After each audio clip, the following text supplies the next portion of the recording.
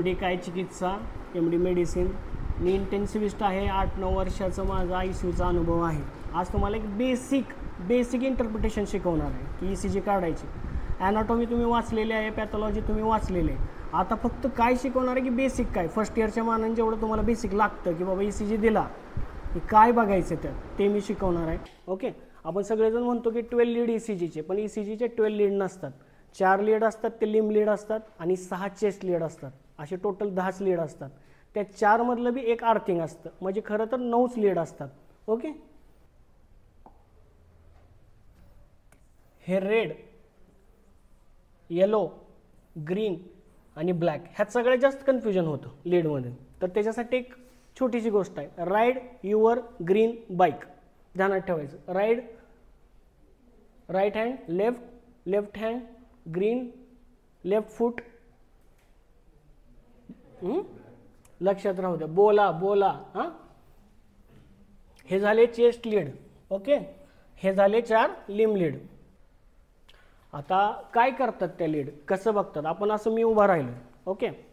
तर आता chest lead लावले 4, 6 चेस्ट लीड लावलेत, लिम्ब लीड लावलेत.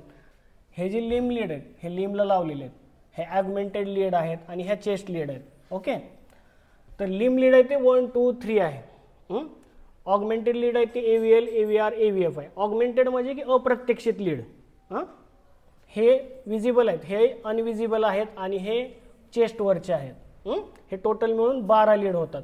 तर लिम्ब लीड, ऑगमेंटेड लीड काय करतात, व्हर्टिकल प्लेन बघतात. व्हर्टिकल प्लेन म्हणजे काय, असा कट. व्हर्टिकली कसा बघतो आपण, असा कट बघतो. आणि ट्रान्सवर्स प्लेन जे आहे तो आपण असा बघतो हृदयाला. हा झाला व्हर्टिकल प्लेन, हा झाला ट्रान्सवर्स प्लेन. ओके. आता ECG म्हणजे काय की इलेक्ट्रो म्हणजे काय, electrical activity of heart. Cardio म्हणजे हार्ट आणि ग्राम म्हणजे रिटर्न रेकॉर्ड किंवा रिटर्न ग्राफिक्समध्ये त्याला ECG म्हणतात. US, UK त्या साईडच्या देशामध्ये त्याला EKG म्हणतात. आपण त्याला ECG म्हणतो.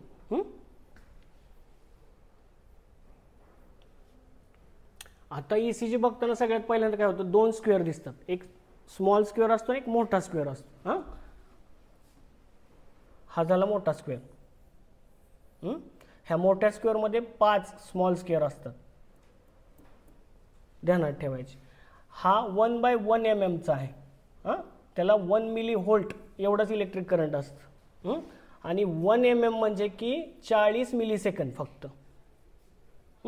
1 सेकंद म्हणजे की 25 mm.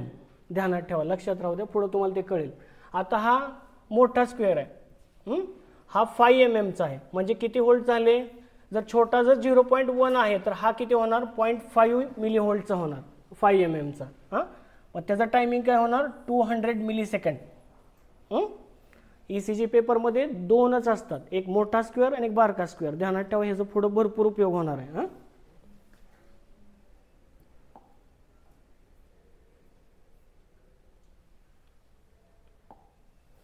आता स्पीड, आता कसं असतं ECGचं स्पीड, सगळ्यात पहिल्यांदा ECG आला का नाही, स्पीड बघायचं. हा झाला त्याचा स्पीड 25 mm पर सेकंड.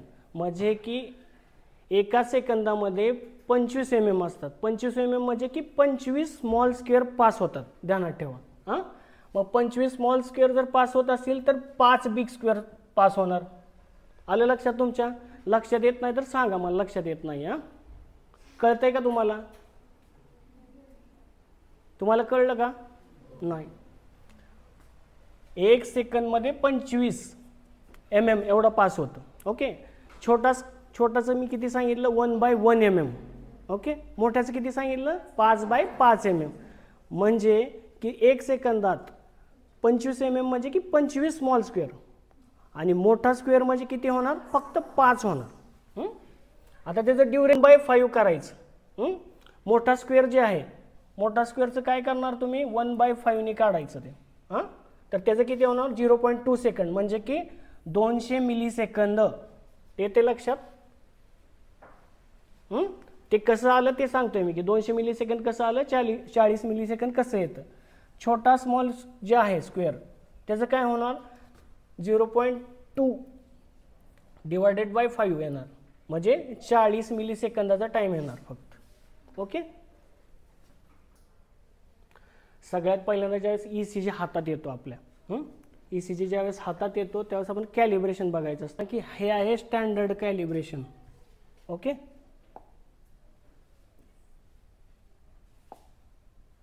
स्टँडर्ड कॅलिब्रेशन कितीचं असतं? 10 mm असतं. हे झालं, काय लिहू नका, बघा यूट्यूबवर व्हिडिओ पडणार आहे ते नंतर बघा.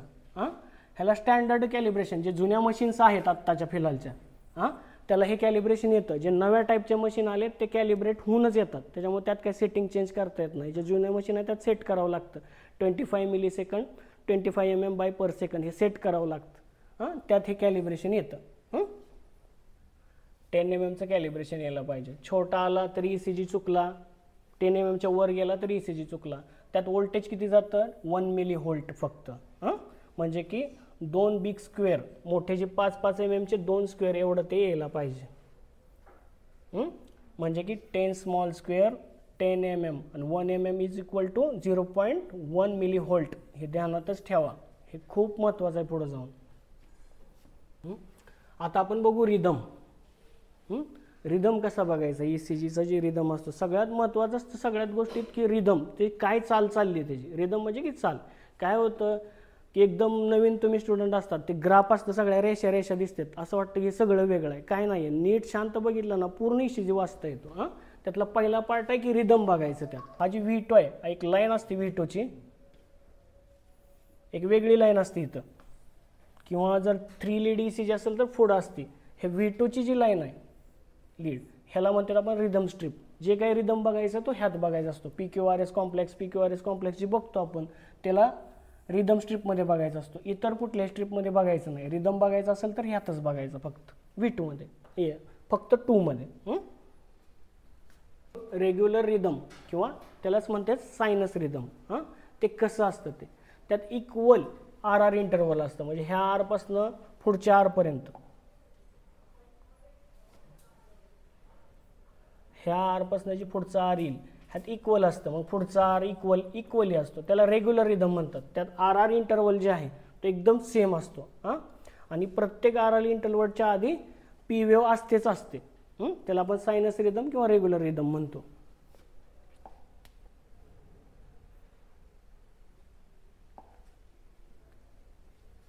आता बघू आपण इरेग्युलर रिदम. म्हणजे ह्यात काय होतं, RR इंटरवल हा व्हॅरी असतो, सेम नसतो. जसे की आता इथं R आणि हा R ह्यात फरक आहे. हा शॉर्ट आहे, हा लॉंग आहे. ह्याला इरेग्युलर रिदम म्हणतात. हे कशात दिसतं? आर्ट्रियल फिब्रिलेशनमध्ये किंवा मल्टीफोकल आर्ट्रियल टॅकिकार्डियामध्ये. आणि ह्याच्यात आयडेंटिफाय P वेव्ह नसते. ओके, इथं P वेव्ह आहे का? इथं P वेव्ह आहे का? इथं P वेव्ह आहे का? नाही आहे P वेव्ह. P वेव्ह नसते तिथं. आता तिसरा आहे रेग्युलरली इरेग्युलर. ओके, हा कसा आहे? रेग्युलर आहे, परत इरेग्युलर झाला, लॉंगला गेला. ओके, हा रेग्युलर आहे RR इंटरवल, हा परत लॉंग झाला. हा खूप लॉंग आहे. ओके, हा असा पॅटर्न जे असतो ह्यात सगळं असतं. ह्यात P वेव्ह असते, QRS कॉम्प्लेक्स असतो, सगळ्या वेव्ह क्लिअर दिसतात. पण रेग्युलरली इरेग्युलर असतो. हा कशात भेटतो तुम्हाला? तर first degree block, second degree block, third degree ब्लॉकमध्ये. जिथं ब्लॉक असतो हार्ट ब्लॉक त्यात तुम्हाला असे रिदम भेटतात की ECG मध्ये RR इंटरवल व्हॅरी असतो.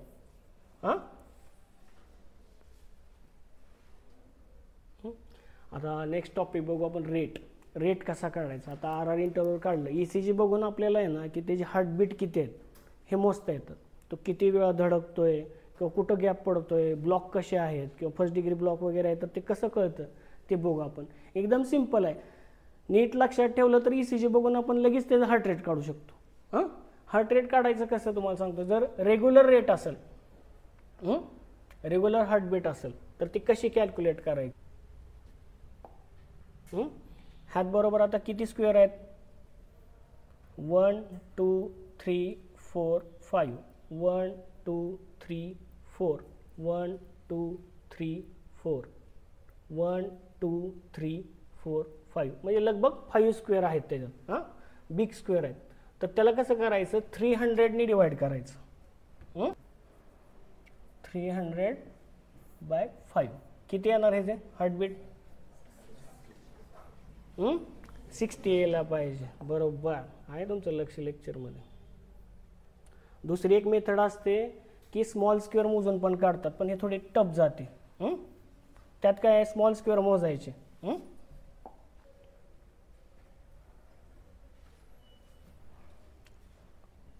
1500 बाय आता स्मॉल स्क्वेअर, आता 5 स्क्वेअर आहेत तर किती स्मॉल स्क्वेअर येणार? राईट. आता करा बरं किती येते, तेवढं येतंय का? 60 येतंय का? ओके. आता एक शॉर्टकट फॉर्म्युला आहे. आता समजा एक स्क्वेअर आहे, म्हणजे एक मोठा स्क्वेअर आहे तर किती येणार? 300. 2 आहे तर 150, 3 आहे तर 100, 4 असेल तर 75, 5 असेल तर 60 बीट पर मिनिट असं येणार ते. हे तर हे दिलेलं आहे फॉर्म्युला. नीट बघा, एकदा तुमच्या लक्षात येईल. हे ग्राफ नीट बघा. नॉर्मली किती स्क्वेअर मध्ये ह्याच्यावर बघून अंदाजे काढू शकतो आपण ते.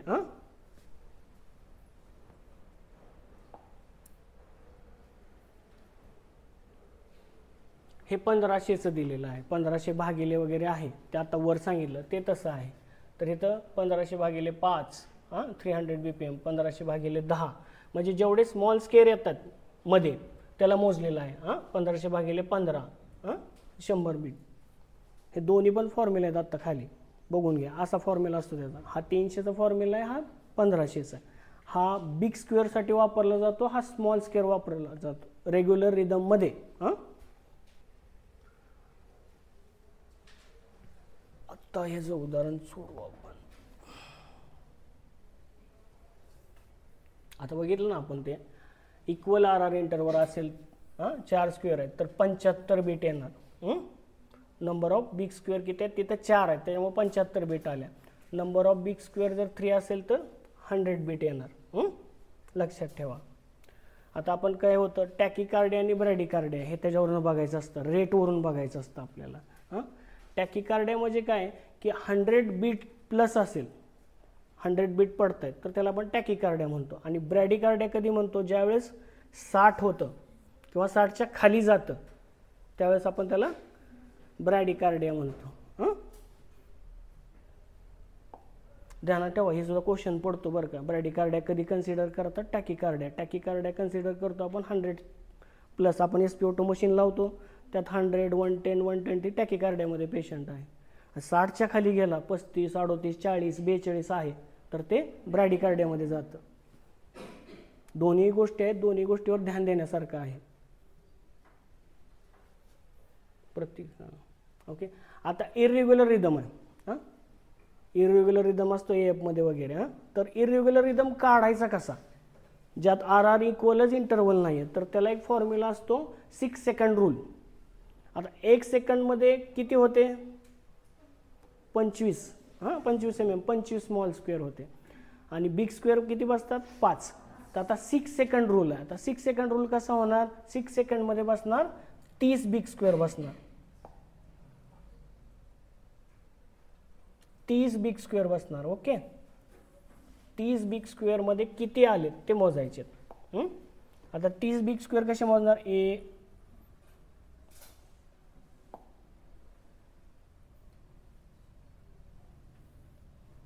1 2 3 4 5 असे करत करत 30 मोजायचे. त्यात किती आर वेव्ह येत आहेत, हे आर वेव्ह किती येत आहेत हे बघायचं. ओके. मल्टिप्लाय बाय 10 मध्ये मोजायचं ते.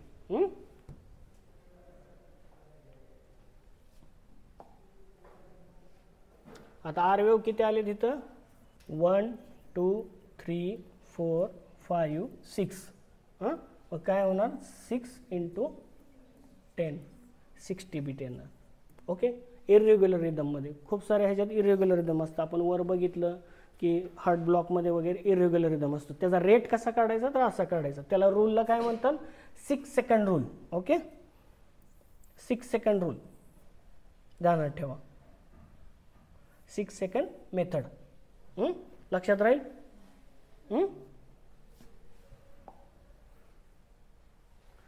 आता आपण बघू ॲक्सिस कॅल्क्युलेशन. हे खूप महत्त्वाचं आहे, ॲक्सिस बघणं. आता मी तुम्हाला ॲडव्हान्स कोर्स ज्यावेळेस घेईन त्यावेळेस ॲक्सिस कसा कॅल्क्युलेट करायचा ते मी तुम्हाला त्यात शिकवेन. आता एक बेसिक सांगतो की बेसिक जी नॉर्मल ॲक्सिस असतो तो -30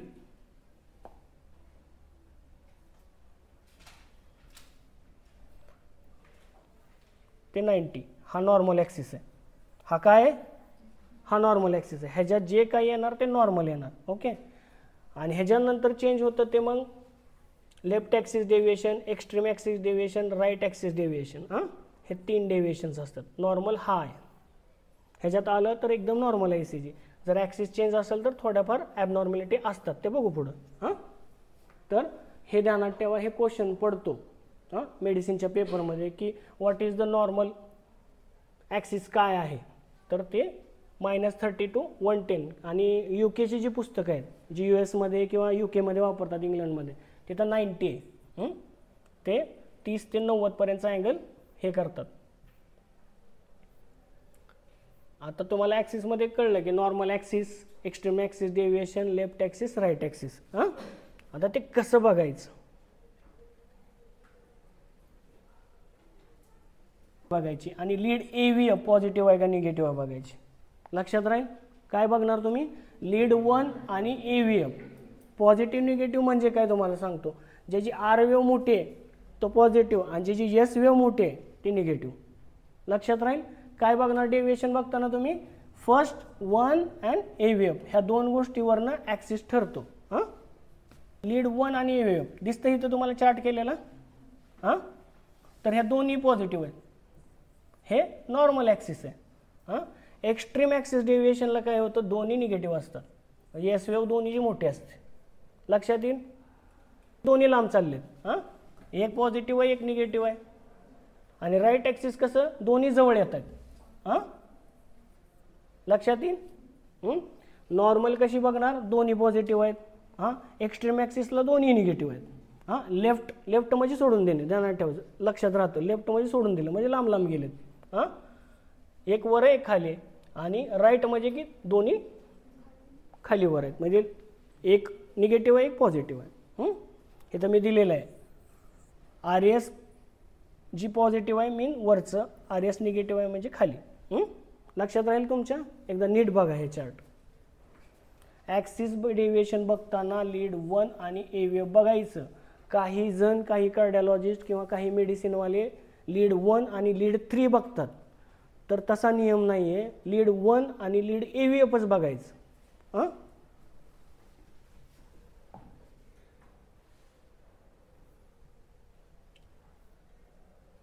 आता आपण बघितलं left axis deviation, right axis deviation पाहिलं. आता होतं काय? एक नॉर्मल जनरल तुम्हाला कळावं म्हणून सांगतोय, हे काय डायग्नोसिस नाही आहे.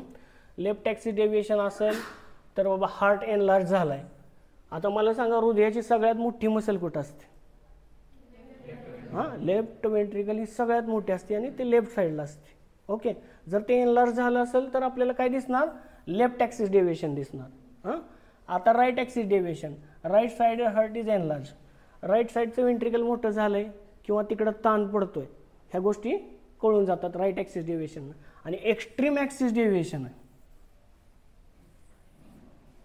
तर हे वेंट्रिकलर टॅकिकार्डियामध्ये होतो, डेक्स्ट्रोकार्डियामध्ये बी दिसतो, खूप साऱ्या गोष्टी दिसतो. पण विषय काय की हे ध्यानात ठेवा, वेंट्रिकलर टॅकिकार्डिया हे विचारलं जातं.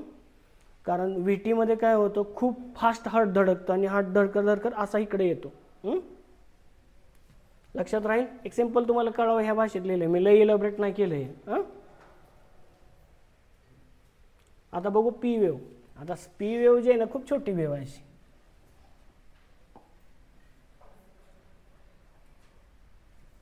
ही P wave, Q wave, PQRS complex. Okay, हे झाले P वेव्ह. बरं, तुम्हाला कळतंय ना सगळ्याला? कॉन्सन्ट्रेशन आहे ना. आता P वेव्ह काय होती? आर्ट्रियल डिपोलरायझेशन मुळे P वेव्ह क्रिएट होती. एवढीच वर जायला पाहिजे, हे 2.5 ते 3 स्मॉल स्क्वेअर पर्यंत जायला पाहिजे. त्याचं किती व्हॅल्यू होती की 120 मिलीसेकंडच्या खाली पाहिजे. जर वर असेल तर ते ॲबनॉर्मल झाली. वर्टिकल हाईट लिम लीडमध्ये 2.5 mm आणि चेस्ट लीडमध्ये 1.5 mm. हे लक्षात ठेवा की साईज किती असते त्याच्यावर मिलीसेकंडवर होल्टवर असतं ते, त्याच्या ॲबनॉर्मॅलिटी उडकायच्या कशा. In lead P wave is upright except AVR. ही गोष्ट ध्यानात ठेवा.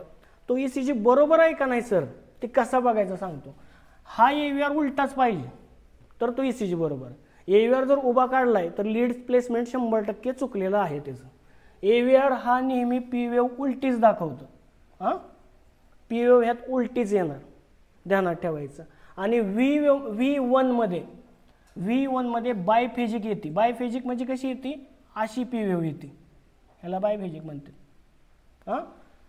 काही नाही कळलं ECG बरोबर आहे का नाही, आता सराला दाखवायचं आहे, कन्सल्टंटला दाखवायचं आहे ECG, तर फक्त एवढं चेक करायचं AVR उलटा आहे का, पी वेव्ह ह्याच्यात उलटे आहे का. हा एक पॉईंट आणि हा एक पॉईंट बरोबर काढला ECG कळून जात. ज्यांची लीड प्लेसमेंट चुकती ते उलटं येतं आणि तसाच ECG पुढं जातो, मग ते ओरडतात की अरे काय नीट बघत नाहीत असं होतं. तर ध्यानात ठेवा, हे खूप महत्त्वाचं आहे. काही कळू ना कळू AVR फक्त बघा, उलटा आहे पी वेव्ह, ECG बरोबर निघलेला आहे. लक्षात राहील, ह्या गोष्टी लक्षात राहतील तुमच्या. काय वाक्य आहे हे नीट बघा, नीट लिहिलेलं आहे. In all leads P wave is upright म्हणजे वर आहे, एक्सेप्ट AVR. पाठच व्हायला पाहिजे. Lead V1 shows biphasic P wave. Question पडेल, काय क्वेश्चन पडणार की पी वेव्ह बायफेजिक कशात असते नॉर्मली, तर लीड V1 मध्ये असते, हे ध्यानातच ठेवायचं. ओके. अट्रियल डिपोलरायझेशन मध्ये होतं हे नॉर्मल, तुम्हाला माहीत आहे बरं का, मी तरी स्लाइड टाकली इथं. हे झाली पी वेव्ह, हे झाले पी वेव्ह. पी वेव्ह काय येते, अट्रियल डिपोलरायझेशनमुळे होते. आता डिपोलरायझेशनमध्ये एक मराठी भाषेत आकुंचन, ते खाली ढकलतं, त्यावेळेस पी वेव्ह तयार होते.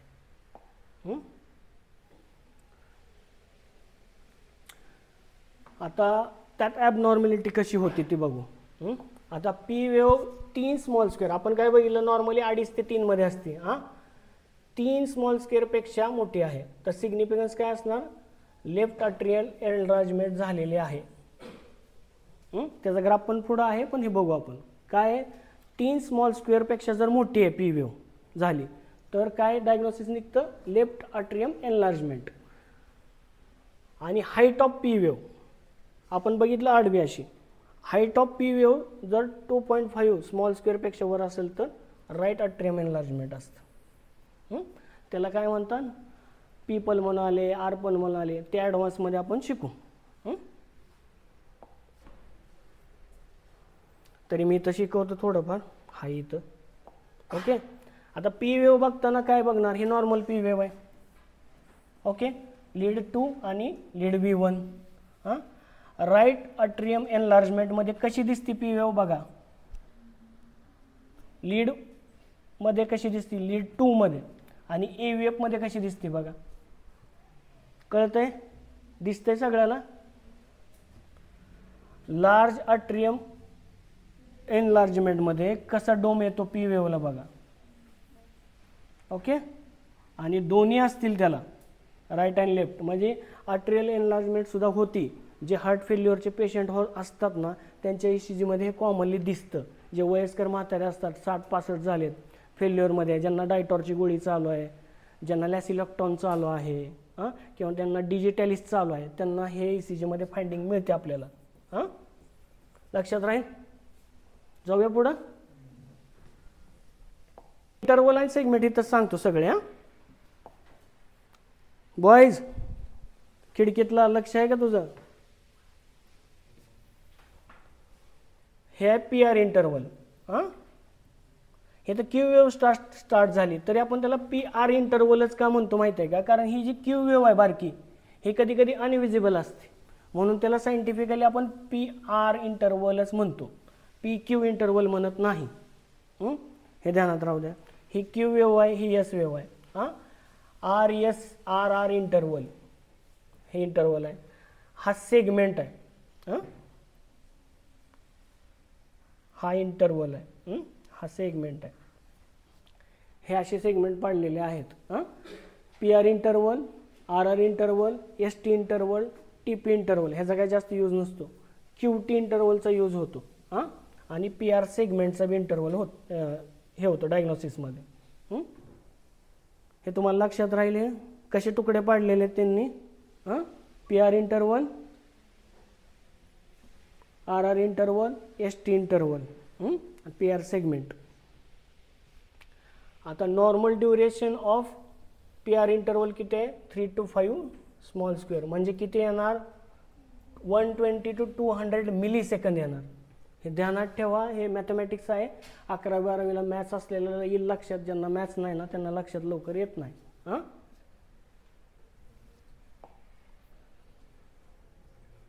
आता पी आर इंटरवल सीन. आता कधी कधी काय होतं, एखादा पेशंट येतो घाबरलेला असतो, त्याला आपण वुल्स पार्किन्सन व्हाईट सिंड्रोम म्हणतो. व्हाईट कोट बघून येतो. त्यात कधी कधी पी आर इंटरवल लॉंग दिसतो. आणि लॉवेन गॉंग लेविन सिंड्रोममध्ये सुद्धा तसं दिसतं. ओके, त्याची ॲबनॉर्मॅलिटी अशी बघायची पी आर इंटरवलची. आता प्रोलॉंग इंटरवल कधी दिसतो? म्हणजे 200 मिलीसेकंडपेक्षा जास्त पी आर इंटरवल कशात दिसतो ते बघा नीट. फर्स्ट डिग्री एव्ही ब्लॉकमध्ये दिसतो. मोबिस टाईप 1 हार्ट ब्लॉकमध्ये दिसतो. कंप्लीट हार्ट ब्लॉकमध्ये दिसतो. ते कसा दिसतो बघा. आता हे नॉर्मल आहे पी आर इंटरवल. हे बघा थोडा लॉंग आहे. हे थोडा लॉंग आहे. आणि ह्याच्यात तर काय होतं की पी वेव्ह येते, क्यू आर एस कॉम्प्लेक्स तयार होत नाही. P wave P wave P wave. आता हे पी आर इंटरवल किती लांब आहे बघायचं.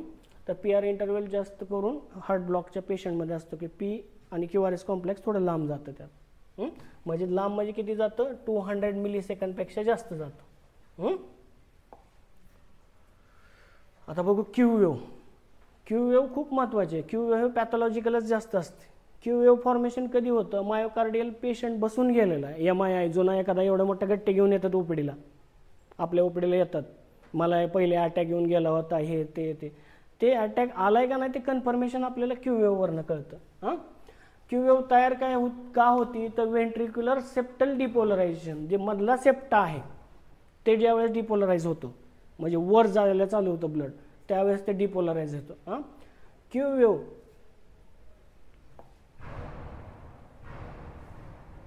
मी तुम्हाला जसं सांगितलं की क्यू वेव्ह ही प्रत्येक वेळेस विजिबल होती का? तर नाही.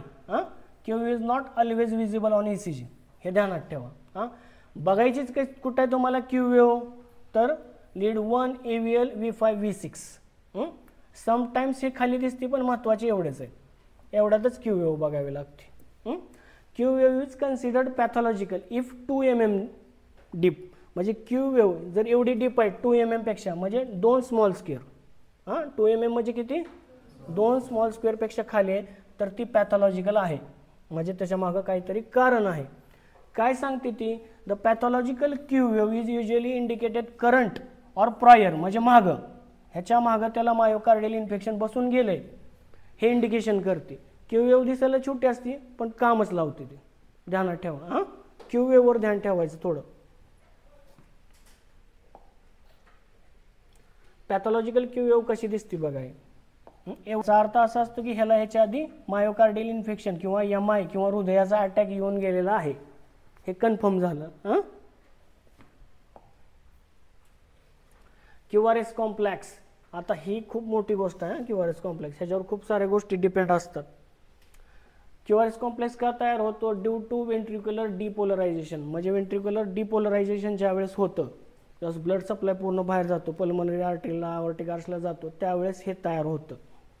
ह्याला QRS कॉम्प्लेक्स म्हणतात. QRS. परत ते R जे आहे ना, मी तुम्हाला ॲडव्हान्समध्ये शिकवतो, ते RBB मध्ये आहे. तर नॉर्मल ड्युरेशन किती आहे? 2 to 2.5 स्मॉल स्क्वेअर. म्हणजेच की किती? 80 ते 100 मिलीसेकंद, 80 to 100 मिलीसेकंद एवढाच त्याचा टाईम असतो ECGला. आता QRS ड्युरेशन. आता नॅरो QRS कधी होतं? QRSचं ड्युरेशन बघितलं आपण किती होतं? 2 to 2.5. आता नॅरो झाली, नॅरो कशात होती क्यूआरएस कॉम्प्लेक्स? टॅकिकार्डियामध्ये होती. टॅकिकार्डियामध्ये होती. त्याच्यानंतर सुप्राव्हेंट्रिक्युलर टॅकिकार्डिया, आपण एसव्हीटी बसला म्हणतो, आपण शॉक देतो का नाही, ते तुम्ही पिक्चरमध्ये बघितलं असेल, शॉक देतो ते शॉक द्यावं लागतं, ते आता ध्यानात ठेवा. आर्ट्रियल फिब्रिलेशनमध्ये होती, आर्ट्रियल फ्लटरमध्ये होती.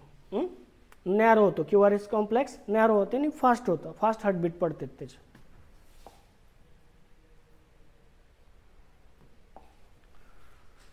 आता वाईड क्यूआरएस कॉम्प्लेक्स कुठं होतो? तर वाईड क्यूआरएस कॉम्प्लेक्स सुद्धा टॅकिकार्डियामध्ये दिसतो, वेंट्रिक्युलर टॅकिकार्डियामध्ये दिसतो. आणि torsade de pointes, it's a dangerous point. Torsade de pointes जर आला तर ते पुढं जाऊन हार्ट बंद करतं, ध्यानात ठेवा. टॉर्सेट डी पॉईंट खूप महत्त्वाचा असतो, त्याला खूप एमर्जन्सी आपल्याला लगेच टाकून त्याला स्टिम्युलेटर बसवावं लागतो, डब्बी बसवावीच लागते, डिफिब्रिलेटर जी म्हणतो आपण ते करावं लागतं, नाही तर हार्ट पूर्ण बंद पडतं. आता नॉर्मल 70 mm, वाईड क्यूआरएस LBBBमध्ये असतो तो 140, आणि वाईड क्यूआरएस RBBमधला 130. RBBB LBBB आपण नंतर बघू ते. आता फक्त वाईड आणि हे करून घ्या. टॉर्सेट डी पॉईंट महत्त्वाचा आहे, ह्यात ध्यानात ठेवा.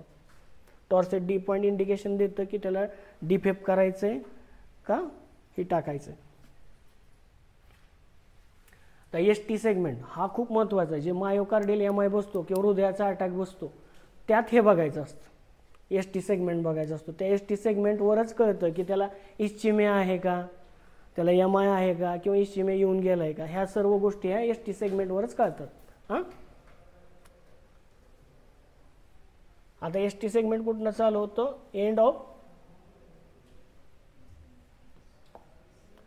Of S wave to T wave, याला आपण काय म्हणतो? ST segment. खूप महत्त्वाचं आहे ST सेगमेंट. आता काय होतं मायोकार्डियल MI मध्ये? काय होतं? कॉन्व्हेक्स ST सेगमेंट इलिव्हेशन येतं. कसं येतं? कॉन्व्हेक्स. पेरिकार्डायटिस मध्ये काय होतं? कॉन्केव्ह ST सेगमेंट इलिव्हेशन येतं असं.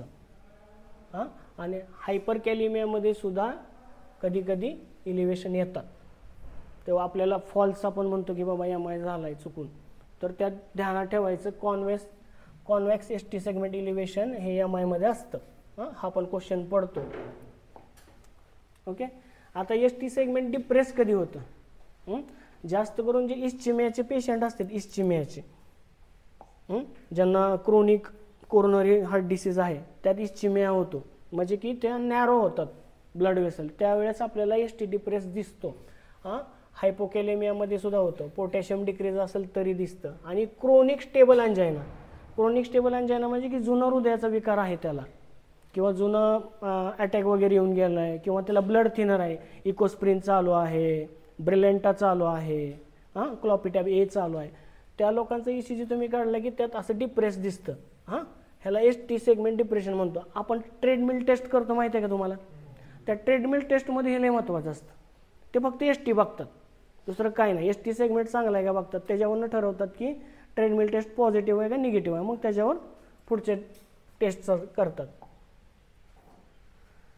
आता एक टॉपिक गो, आता हे जरा फास्टमध्ये सांगतो. आता वॉल MI बसला, इन्फेरियर वॉल MI बसला, तर ते बघायचं कुठं असतं ते बघा. ध्यान द्या, हे पाठच करावं लागतं, हे तोंडपाठच पाहिजे. आता इन्फेरियर वॉल MI बसला तर कशात बसतो? 2-3 AVF मध्ये तुम्हाला असे चेंजेस दिसतात.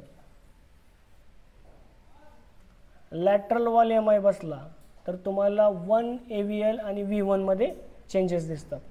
सेप्टल वॉल MI बसला तर तुम्हाला AVR V1 मध्ये असे चेंजेस दिसतात. अँटेरियर वॉल MI बसला की तुम्हाला V3 आणि V4 मध्ये ST सेगमेंट इलिव्हेशन येतं. इलिव्हेशन येणं आणि MIचा डोम येणं अख्खा, ह्यात खूप फरक आहे बरं का, खूप फरक आहे. की MIचा जे इलिव्हेशन येतं हा खूप मोठा असतो आणि जस्ट इलिव्हेट झाल्यामुळे थोडासा होतो तो. तर ह्या गोष्टी जे आहेत ना 4, ह्या तोंडपाठच पाहिजे. आता इन्फेरियर वॉल MIला इन्फेरियर लीड्स बघितल्या जातात. लॅटरल वॉलला लॅटरल लीड्स बघितल्या जातात, सेप्टल वॉलला मधल्या लीड बघितल्या जातात, आणि अँटेरियर वॉलला पूर्ण पुढचे लीड बघितल्या जातात, म्हणजे V4 V5 बघितले जातात. त्याचा एक चार्ट आहे, मी तुम्हाला ॲडव्हान्स ज्यावेळेस ECG शिकवीन ना तर तुम्हाला ते लीड कुठं असतात ना ते सांगेन मी. 1 2 3 AVF AVL आणि V1 to V6 हे कुठल्या अँगलनं हृदयाला बघत असतात त्याच्यावरून हे ठरतं. हे त्याचा अँगल आहे.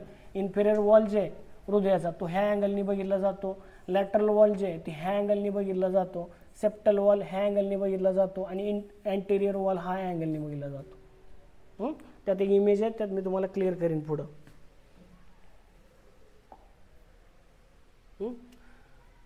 टी वेव्ह, आता टी वेव्ह जे आहे हे जरा नटकट आहे बरं का, ह्याच्यावर खूप साऱ्या गोष्टी डिपेंड असतात. ओके, टी वेव्ह काय येते? Due to ventricular repolarization. What is the repolarization? Repolarize होते ती, डिपोलराइज होते, रिपोलराइज होते. रिपोलराइज व्हायला झाली म्हणजे सायकल अजून रिटर्न चालू झाली, त्यामुळे त्याला टी वेव्ह तयार होती. Height of T wave in लिम लीड, हाताच्या जे लीड आहेत त्यात 5 mm आणि चेस्ट लीड आहे त्यात 10 mm. ओके, आपण ह्याला टी वेव्ह म्हणतो. कधी कधी कन्फ्युजन होतं टी आणि पी मध्ये. लगेच इथं QRS कॉम्प्लेक्स असेल विथआउट पी तर आपण ह्याला पी मानतो, हे पी नाही, हे टी वेव्ह असते. पी गायब आहे, नंतर इथं जर पी नसेल ते आर्टेरियल प्रॉब्लेम आहे ते आपण डिटेक्ट करायचं असतो पुढे जाऊन. तर टी वेव्ह ध्यानात ठेवा की PQRST आणि ही टी वेव्ह पूर्ण. लिम लीडमध्ये 5 mm आणि चेस्ट लीडमध्ये 10 mm त्याची हाईट असते. आता hyper acute T wave seen in MIच्या पेशंटमध्ये कधी कधी काय होतं, टी वेव्ह हायपर ॲक्यूट होते. कशी हायपर ॲक्यूट होते तर एवढी लॉंग जाते ती वर.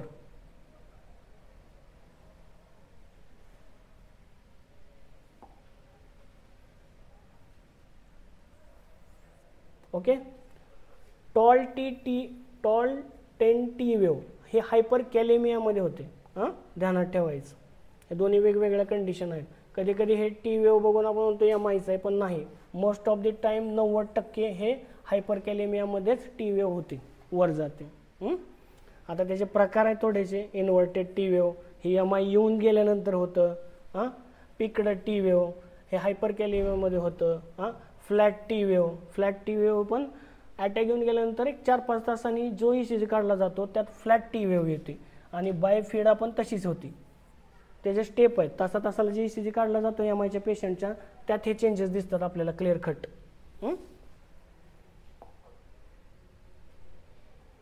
त्यात अजून भरपूर प्रकार आहेत, बघून घ्या ते. प्रोलॉंग टी वेव्ह वगैरे हे ॲडव्हान्समध्ये मी तुम्हाला शिकवतो नंतर. ओके, आता QT इंटरवल बघू. QT इंटरवल काय आहे? ह्या Q पासून T पर्यंतचा इंटरवल हा QT इंटरवल आहे. हा का होतो? वेंट्रिक्युलर डिपोलरायझेशन. आता ते बघितलं आपण. आता डिपोलरायझेशनचं QT इंटरवलचं बघतो आपण. QT इंटरवलमध्ये काय होतं? वेंट्रिक्युलर डिपोलरायझेशन आणि रिपोलरायझेशन दोन्ही होतं. हे रिपोलरायझेशनची वेव्ह आहे, ही डिपोलरायझेशन एवढी वेव्ह आहे. Okay, normal duration of QT interval किती आहे? 9 ते 11 स्मॉल स्क्वेअर म्हणजे 360 ते 400 millisecond. QT directly proportional to calcium. काही जे फिजिशियन असतात ते कॅल्शियम लेवल QT वरनं काढतात. त्याचा हा फॉर्म्युला आहे 1/Ca++चा. ओके, प्रोलॉंग QT इंटरवल बघू आपण. जर एखाद्या पेशंटच्या बॉडीत कॅल्शियम लेवल त्याची कमी आहे तर हा QT इंटरवल मोठा होतो. आपण हायपर कॅलेमिया बघू शकतो. तसंच ECG मध्ये कॅल्शियम जर कमी असेल एखाद्या पेशंटमध्ये तर ते सुद्धा कळून जातं. आणि हे का महत्त्वाचं आहे तुम्हाला सांगतो. जेवढं रिपोलरायझेशन डिपोलरायझेशन आहे सेलमध्ये होणार हे सगळं डिपेंड असतं त्या कॅल्शियम चॅनलवर. ध्यानात ठेवा. त्याच्यामुळे कॅल्शियम खूप महत्त्वाचं असतं. जेवढं पण सेल वॉलमध्ये तुम्ही बघता का नाही पॉझिटिव्ह निगेटिव्ह असतं किंवा हायपर कॅलेमिया असतं, ह्या सर्व गोष्टी म्हणजे मसल आखडणे सोडणे ह्या सर्व गोष्टीसाठी हे सगळे आयन लय महत्त्वाचे असतात. हे ज्यावेळेस कमी जास्त होतात तर ते चेंजेस ECGत पण दिसतात. त्यातला हा चेंज. जसं की बाबा पोटॅशियम वाढले तर T10 टी वेव्ह दिसते, तशी QT लॉंग चाललाय म्हणल्यावर त्याच्यात कॅल्शियम कमी आहे. त्याच्यामुळे हृदयाला जे कॅल्शियम लागतं सेलला, हृदयाची जी मसल आहेत त्याच्या सेलला जी कॉन्ट्रॅक्ट व्हायला जी लागती ताकद ती कमी मिळते. त्याच्यामुळे हे लॉंग जातं.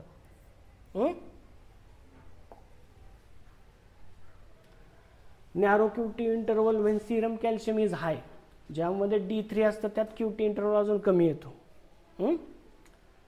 कार्सिनोमा ऑफ ब्रेस्टमध्ये सुद्धा ते दिसतं, long QT narrow QT interval. महत्त्वाचं आहे हे. पॅराथायरॉइड ॲडिनोमामध्ये सुद्धा तुम्हाला नॅरो क्यूटी इंटरवल दिसतो, की पहिल्यांदा जे ECG काढतात ना ते त्यासाठीच काढतात की त्यांना एक बेसिक इंटरप्रिटेशन येतं पेशंटचं, की मागं कसं होतं, आता कसं होतं, आता हृदयाची कंडिशन कशी आहे. त्यासाठी ECG प्रायमरी ECG काढला जातो. ICUच्या कॅज्युअल्टीत कधीही पेशंट आला की ECG पटकीने काढला जातो. आता कोमल मॅडमने मला सांगितलं आहे की तुम्ही ECG वगैरे खाली काढता, तर ECG प्लेसमेंट कसे असतात ते बघा, ECG लीड लावायचे कसे असतात. आता काय होतं, ते लाल पिवळं निळ्यामध्ये लय जण कन्फ्यूज होतात. त्यासाठी एक नियम आहे, राईड युअर ग्रीन बाईक. हे राईट आहे, राईट हँडला राईड म्हणलेला आहे, राईड युअर ग्रीन बाईक. त्याच्यामुळे कन्फ्युजन नाही होणार, पटपट पटपट लावून होईल तुमचं. रेड, येलो, ग्रीन आणि ब्लॅक हे लक्षात ठेवा. छोट्या मोठ्या गोष्टी ज्या आहेत त्या क्रॉस चेक करायच्या. मॅडम आहेत, मी आहे, सर आहेत, त्यांना सांगायचं. आणि ह्यात जे काही कळलं नाही ते मला फक्त पुढच्या ह्याच्यात सांगा की हे कळलं नाही, आपण त्यासाठी एक वेगळा व्हिडिओ करू किंवा वेगळं सांगतो तुम्हाला. ह्यात जर कन्फ्युजन असेल तर हे बेसिक होतं. ह्यात आपण LBBB, EMI हे कवर केलेलं नाही आहे, पेरिकार्डायटिस कवर केलेलं नाही आहे. हे फक्त बेसिक एकदा वाचा. ह्यात जे काही क्वेश्चन तुम्हाला निघतील ते सांगा, मी तुम्हाला गुरुवारी मी येत असतो त्यावेळेस मी तुम्हाला खाली सांगेन. ओके, धन्यवाद, तुम्ही शांतपणे लेक्चर ऐकला.